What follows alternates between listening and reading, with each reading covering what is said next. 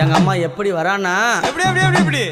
எம்மா பழுத்த சட மார்பில் ஆட பச்சை போனோம் எழுந்தாட பத்தினியால் ஆடி பழுத்த சட மார்பில் ஆட பச்சை போனோம் எழுந்தாட பத்தினியால் ஆடி வருக